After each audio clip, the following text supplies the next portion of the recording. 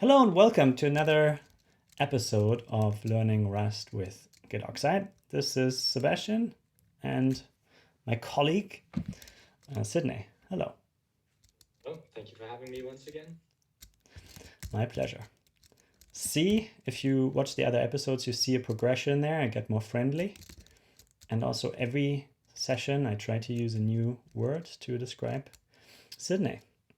Today, he is a colleague. See how that works out. Yeah, I'm actually going to be out of words very soon. All right. In our last session, we discussed a lot about structures and how they relate to ownership and borrowing, move semantics of structures, as well as of fields we discussed. Partial moves. That's a nice word to remember, certainly, a partial move.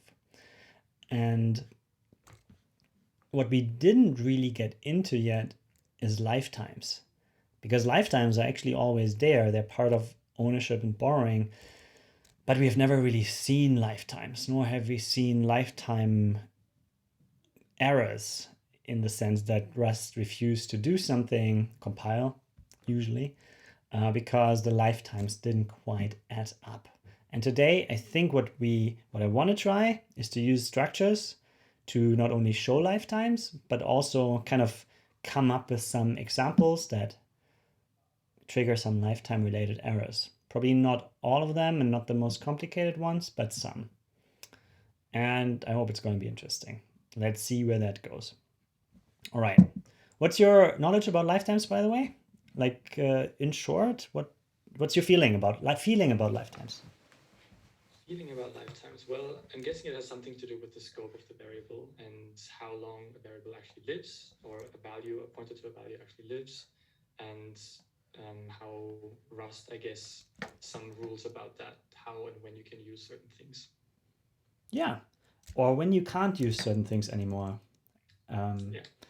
Which is usually when lifetimes show up, so to say. They are always there, but they only show when stuff doesn't quite work anymore. Okay, lifetimes. Then so first of all, lifetimes, they only play a role when we borrow objects. The reason for this is that if we move objects like we do here in our functions, that's a destructuring, by the way, also discussed previously. If you move things like here, then it's the object itself that you move. It's not that Rust has to track more than the object itself. It just moves where it currently is, and that's fine. There's not much in terms of tracking of lifetimes. What gets interesting is if you do something like this. So if you borrow out a foo, now there is a lifetime definitely present here, because Rust needs to assure that the foo that you borrow to kung fu, to the function here, lives long enough to be valid for the duration of the call. And I think let's just clean this up a little. We can play around with this until something happens. Let's see. First, I think I want to use, let's get rid of foo here, or let's make turn bar into foo, so that we have a nicer structure here that has named fields. Okay. And now we create our first foo and can work with that. Now we have a foo here, and it says, okay, let's see what it says. Expected a borrowed foo, but just got a foo. So consider borrowing here by adding an ampersand. Thank you, Rust. Compiler, I will do just that. Okay, so now this compiles. That's that's quite easy. And we know it's a read-only borrow, so we can have as many of them as we want. There's nothing that prevents us from doing that. No mutable state here, right? So that should always be easy and no problem at all. So maybe we can make it more interesting by saying, or by giving multiple fruits. Maybe that. Okay, so now we have 2 borrows here. And just have to adapt this call. We can just pass x 2 times, no problem, because read only. If this would be a mutable borrow,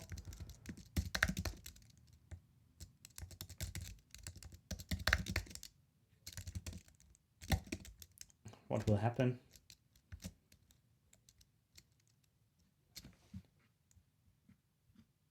So we have an immutable borrow here and try to mutably borrow just a moment later the same object. Of course, that can't work.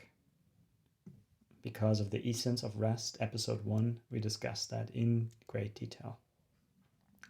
But that was just for fun, just as a refresher, because we definitely don't want to do that now. There's still no lifetime showing up. Everything works just fine.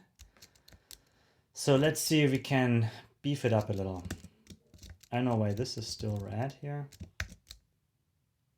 because everything is fine. It's just IntelliJ that didn't quite catch that drift.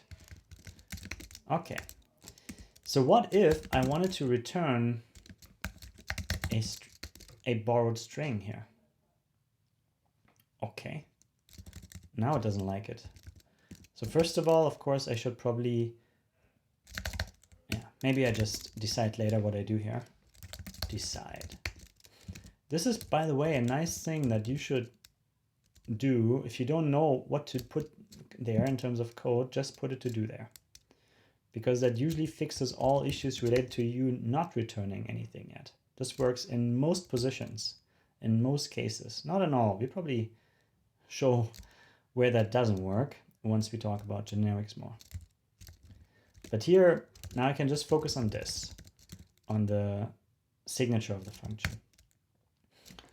Okay. Missing lifetime specifier. Let's see. Expected named lifetime parameter. Help. This function's return type contains a borrowed value, but the signature does not say whether it is borrowed from A or from B. Consider introducing a named lifetime parameter. Okay. So it proposes this as solution. We will just do that. But maybe you can tell me what you understand when you read this. Yeah, I'm a bit confused. So I'm guessing it wants to know which value it will be using for the lifetime. So you need to specify the lifetime explicitly here to tell the compiler, all right, this is how long a value lives. But then here in the message, it's using the same lifetime for all of these values. So shouldn't it be able to do that implicitly? Yeah, great. It's a great question. And honestly, I don't think that this is actually working. The suggested fix is probably not gonna work.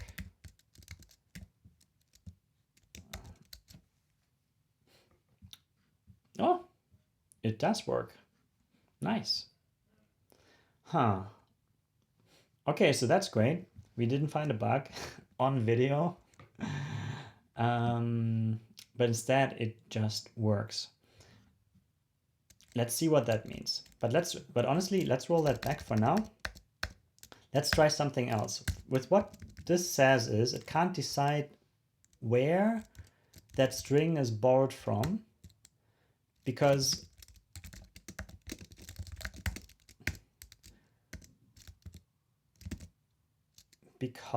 there are 2 possibilities. It told us that it could be from A or from B. Okay, I get that. Let's roll that back, make it even simpler. it does compile again. It crashes because the to-do aborts the program. But one might ask, why is it not a problem here? Like, why does it not tell me I have to add lifetimes in this case? I'm guessing this is exactly here. It doesn't have the problem of it having to choose between something, but here it's very clear. There's only one thing going in, so it's very clear that this has to be the lifetime it should use for the output parameter or variable. Putting what you say to the test. Yep.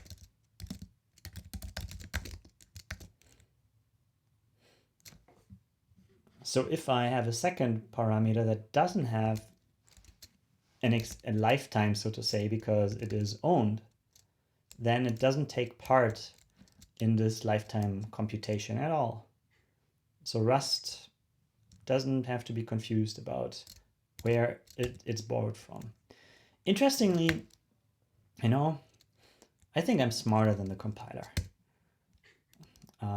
Hint, you probably never, in the rarest cases you are. There are cases where the compiler does not do the right thing, and I did run into a few like shortcomings, so to say, of the borrow checker, but this is not it. So what if I would just take the B here that I have and say I want to return a borrowed world here. So it's squiggly, which is not good.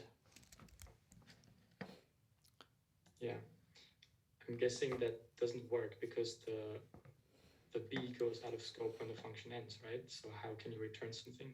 Yes. How can you return a reference to it? Yes, that's right. That's exactly it. Cannot return reference to local data because the ownership is passed here. And now B is owned by Kung Fu, and that goes out of scope at the end of the function. Hence, you cannot return local data. I could also do something like this, right? Or try, it's the same thing, but different. Won't work. Temporary value in this case even, right? So a bit different, the message, but same problem. Okay, cool. So this means that this should work. Yeah. And it does. It does work. Cool. Then let's go back to explicit lifetimes and the suggestion that was made by the compiler. And let's see how far we get with that. So I add B, foo, and now I need a lifetime. And we just add the same lifetime everywhere. Like, can you spell it? Now we return B, A, B. It doesn't matter. I should be able to return anything here. No problem.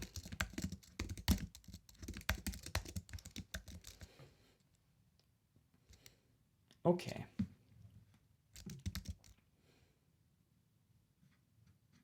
Works. So if you look at this and you see they all have the same lifetime, like what does that mean for foo, for A foo and B foo? Like these are different foos potentially. But the lifetime says they have the same lifespan, so to say. And in a way, that's exactly what I'm doing here. I have the same foo, and obviously that has the same lifetime because X lives for one specific period of time, and that is A in this case. So I wonder what happens if I create another one, a Y, that is a different foo, and try to pass that here. Because now I have two different lifetimes for sure. What goes out of scope first? Y. So Y does not live as long as X. Is that so? I think in inverse order they are wrapped up. Is that so? I don't know if if there is an order to it, then yes, y would probably go first because it lives shorter. But they go out of scope at the same endpoint, right? So maybe that's also something where you could say they have the same lifetime. Yeah, probably. Maybe. I don't know actually. I don't know for sure. I know that there's an order to this, so y is removed first. We can actually try this, by the way. Let's do something new. Let's impl drop for foo. And now we set a marker here. Hello, let's make hello y, hello x. And here we print self hello. And let's see what happens. Let's see what we see. So my guess is first we see hello y and then we see hello x. And also let's see if it compiles at all, because now we have this lifetime thing going on with 2 lifetimes, but okay. So it does compile, and we see first y is dropped and then x is dropped. So they're dropped in reverse order than they're instantiated in. So y definitely has a shorter lifetime. Okay. That seems to be no problem, which might be because they're in the same scope, right? Like this is one scope, and if I would add another scope, things might be different. Let's see. Let's try to break, I just try to break it. And all I know is I can do scopes. Let's put y in a scope and of course call kung fu here where y is at least still alive. And it still compiles. But also, I don't try to do anything with the returned value, because one might say that, yeah, as long as you use it here, it should be fine, right? So let's bind it at least and see if that's fine. Should still be fine because that is still unused. But what if I try to take it out, take the field into the outer scope? And we remember scopes are just expressions, so they have a return value.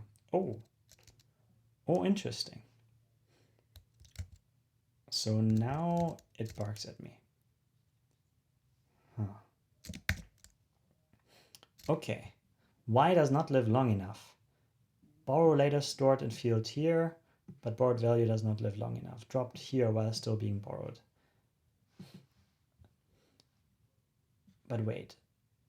Okay, so in the function, I actually return b, right? So I actually return something from what will be y, which is short-lived. So in theory, I should be able to fix that, right? By just returning a here. So now I return a field of x that lives long enough. But it's still red. Or is it? Same thing. Look, it didn't change. It still claims it's not living long enough. What is going on? So it looks like it's defaulting to the shortest lifetime then. So if you have one lifetime for multiple parameters, it chooses the shortest one. Huh. It's interesting. I never made that experiment. So what I see here now is as new to me as it is for you, I presume, by the way. It is. And it kind of makes sense. It's the safest thing to do. You can't just take the longest possible lifetime, because then not everything might just live that long. And we can't really say, hey, live longer. I mean, we can say live longer, which is a special lifetime called static. So static things, they live as long as your program lives. Or static is also associated with owned things. So the static lifetime is kind of implied when you have an owned foo flying around somewhere. You pass ownership, then these lifetimes are implicitly static too. of the thing itself. But yeah, that doesn't help us to fix this. Okay, what's your suggestion? What could we try here? Because it should work. I return A, but it doesn't see that. Because the only thing it seems to see, right, is the signature and the lifetimes. Yeah, exactly. So it knows that A has a shorter lifetime than it actually would need in one case, so it complains. Yes. So I'm guessing we would need to split it up into multiple lifetimes and then explicitly tell the function which one we are using as the return value. So I wonder, can I not do this? Because now I say it's A, right? And this is just some other lifetime that we don't care about. Maybe that is okay. Maybe. And cool, it is okay. And now it compiles. Okay. So look at this. We don't have to deal with B at all, but we could. I don't know if it then tells me that it's superfluous, or somebody tells that, because it kind of is. But even IntelliJ can't tell that it's superfluous now. But also interestingly, if I would try now to return from B, it tells me it's not the right lifetime. Literally, lifetime mismatch, B and A. The data from B is returned here. So you will see that a lot, lifetime mismatch, and then lifetimes are actually implied. They are not spelled out like with A and B, but instead they're called 1, 2, 3, 4, which is related to their scopes that they're in. Then you have to. Then it basically just tells you, hey, here lifetime 1 is being returned where lifetime 2 is required, and all you know is it's not the same and it's not living long enough, so to say. And sometimes it's hard to figure out why that is, or it's not easily obvious, at least in the beginning, especially when the code is more complex than this. But like learning the basics, I think it's nice to do with this, such a little example here, because that's already half or maybe even 75% of what lifetimes are. Yeah, maybe half, maybe 25%, maybe 10%. So here, let's bring it back to the simplest version that we have that works and compiles. Cool. Easy. Yeah. That's our lifetime mismatch here. And that's the gist, I think, about lifetimes. And then things get more complicated when you add loops, because then each iteration of the loop it gets more complicated. And the borrow checker can be confused. I can tell you that much. So if you want to be really, really smart and avoid allocations and avoid ownership, essentially, then this can happen. So I'm guessing, or I think I've ran into this at some point, where when you want to use referenced values in a struct, then you're also required to use lifetimes for the entire thing, right? Is that something where there's one lifetime associated to it, or can you split that up as well? Yes, you can split it up, but let's have an example for this.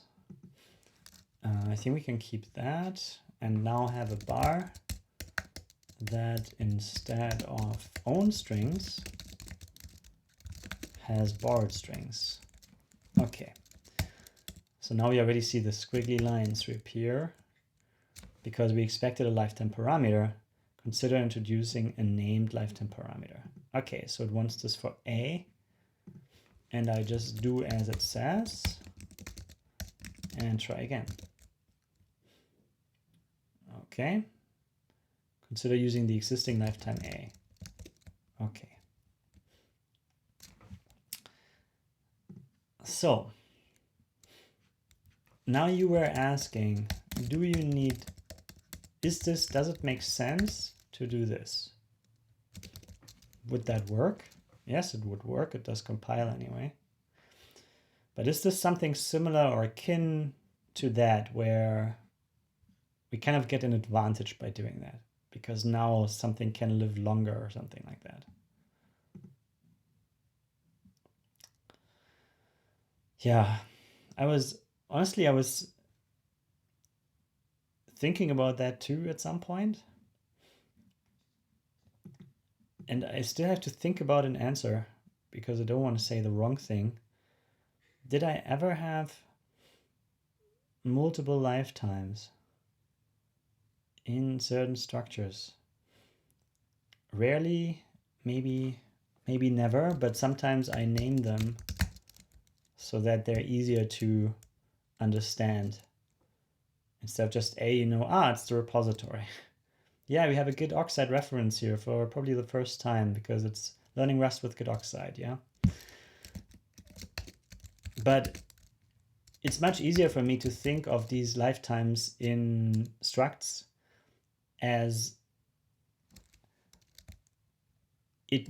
this thing must live as long as bar lives. And everything has to live that long. And it doesn't really matter if they have different lifetimes. It's kind of the union of lifetimes. They have to all A, B, C, D at least live as long as this.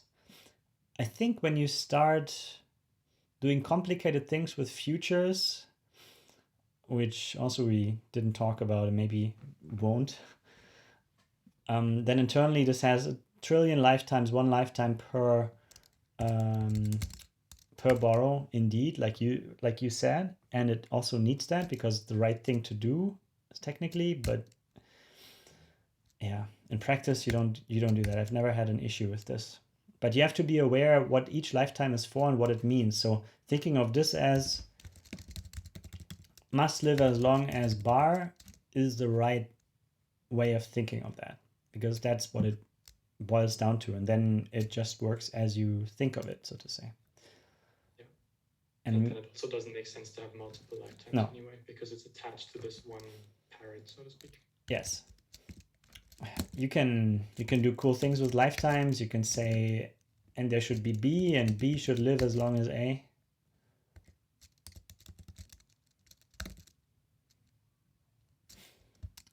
Stuff like that. Sometimes you have to do that, actually. I did that once or twice in my life in order to declare what's right. Because lifetimes can get complex and nested and crazy things. And then sometimes you might need that. Just to say, this is supposed to be like this, because then the constraints are, then Rust can say, yes, it's true. This lives long enough to be part of that other thing that lives that long.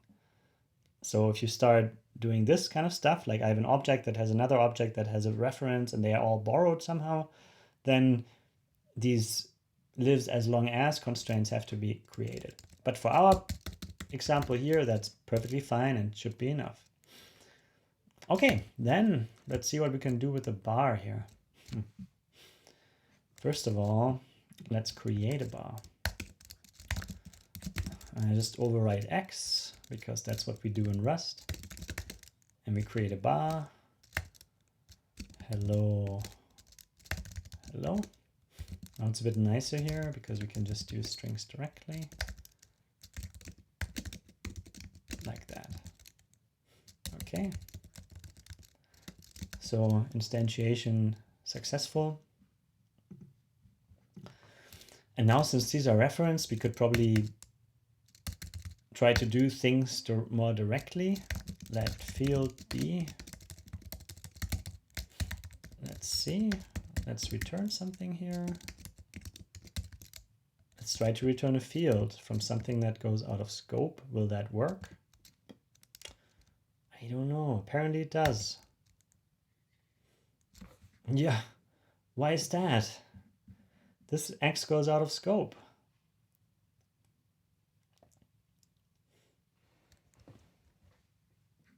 That is a bit confusing. Here we had problems if you didn't do it right. And here. Okay, let's try something else.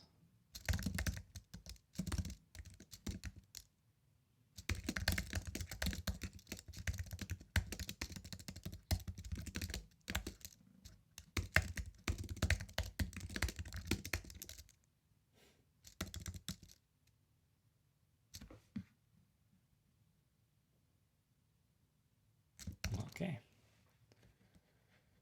Hello does not live long enough. Borrow later stored here. Hello dropped here while still being borrowed. So ownership tracking is active for sure, but apparently these static strings. Sorry, I spoiled it. Yeah, these strings, they are known at compile time, right? And they are actually string slices. They're this kind of thing. They're this, right? So these static strings, they live as long as the program lives. And sure, I can temporarily assign them to some field somewhere that of an object that has a limited lifetime, and then keep using it. Rust knows that the lifetime of this is long enough. But hello, oh wait, hello. Oh, sorry, actually I was totally misinterpreting what I was saying. I thought I was returning hello here, but I don't. I returned world. It still had a lifetime issue, because hello only lives as long as the scope lives, but world lives as long as the program lives. And we knew this could work, right? This worked before. I see.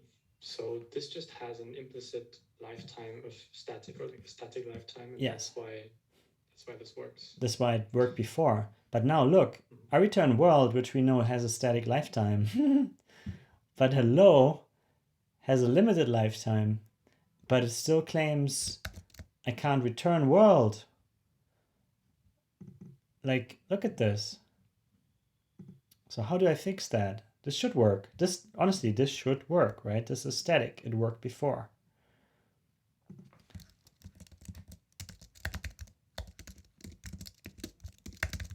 Just as a proof, it does work. So how do we fix this? Because that should still work. But in the moment I introduce a local lifetime here, all of a sudden all my lifetimes here of all my fields, they become smaller. Okay. Yes, because it chooses the shortest one. Ha! See, you said that. And I never realized that, and you pointed it out. And see, now we have the same problem accidentally, by the way. I didn't plan this. Recreated with fields of a struct. And now how do we fix that? Multiple lifetimes. Multiple lifetimes. Oh, cool. Because otherwise we only have the shortest one. And look at that. Right. Now it works. So now, see, I learned now, if I may say what I learned, my dear sensei, it's so being precise with lifetimes makes sense if you want to borrow individual fields that may indeed have different lifetimes in situations where part of the structure goes out of scope and dies, whereas other parts are still borrowed. Huh. The question is, though, if you would use that. I mean, a struct is supposed to be one thing, right? So I don't know yes. how it happens that you actually tear it apart and making things yes. out of it. So actually, you can tear structs apart. That's partially moving things out of them.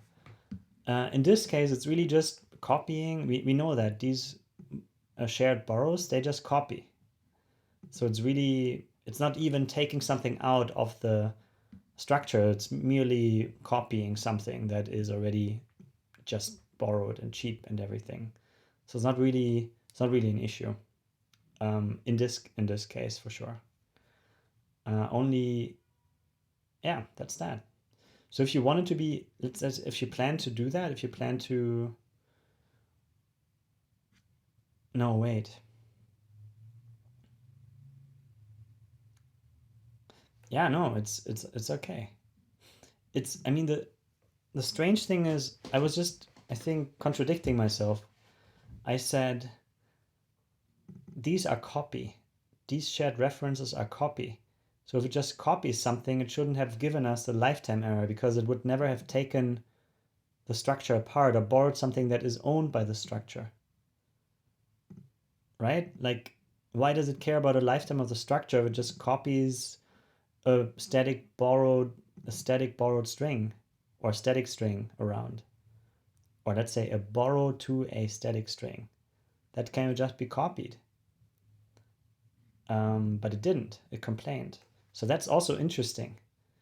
That it kind of feels like we take a structure apart, even though for shared references that's not needed because these are copy as far as we determined last time, I think. Interesting. Yeah, but that's definitely an interesting one here. But in most cases, you don't need that capability, let's say, so you don't do it. But if you run into this conundrum, it's there, and you can do it. Sure. Okay. And of course, you can freely mix that. You can now have some owned string here and just behaves as you would think it should. And that's that. And we tried already to borrow something that doesn't live long enough. Yeah, but that's a pretty cool result. And I think after 36 minutes, we can definitely call it a day and say, yeah, we understood the gist of lifetimes, I believe. Say so. Cool. Then it's time to say, yeah, thanks for watching, everyone. And thanks for participating, Sydney. And I hope to see you next time. Goodbye.